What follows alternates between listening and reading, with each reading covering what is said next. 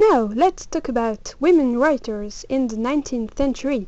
So, without talking about Jane Austen, at her time there was an Anglo-Irish novelist called Maria Edgeworth, who is often considered as the Irish Jane Austen. There were also women writing poetry as Felicia Hemans and Anna Letizia Barbeau, so their work was for the most part sentimental. And Joanna Baillie, who had a very romantic sensibility. So quickly at that century, the literature of women was linked to feminism. Just before, in 1792, Mary Wollstonecraft, the mother of Mary Shelley, wrote a vindication of the rights of women. So she is generally considered as the first English feminist author, and she promoted the philosophy that a rational education would allow women to be the social equals of men. So that was a revolutionary idea for that time.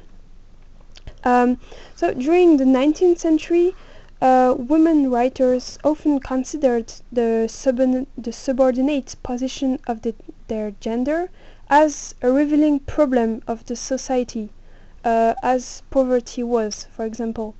So at the beginning of the 1830s, women novelists began to write about these issues, but there were also journalists as Harriet Martineau, who wrote on political economy, or thinkers as Caroline Norton, who wrote the treatise English Laws for Women in the 19th Century and was concerned about divorce.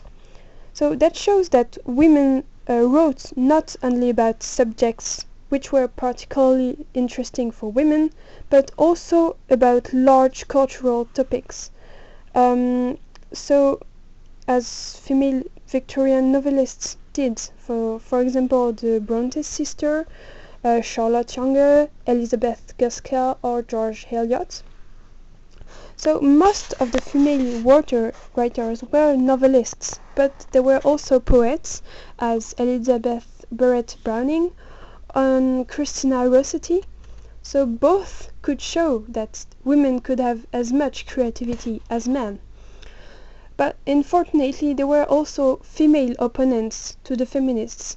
So even among feminists, some thought that women should try to have an influence on their husband, but to stay home. So in the 1850s, writers like Eliza Lynn Linton or Sarah Stickney Ellis or Mrs. Beeton wrote cookbooks and guides for household management. So in the 1860s, women reacted, and the feminist movement was more organized. For example, Josephine Butler and Frances Power Cobbe wrote a lot during this period about women's rights to promote voting, health, and education rights. So at the end of the 19th century, there were generally two groups of women writers. So the more conservative with a more measured position as Mrs. Humphrey Ward and Flora Anistia, and the group of the new women, so who would like to have a radical reform, so as Mona Creard, Vernon Lee or Sarah Grant.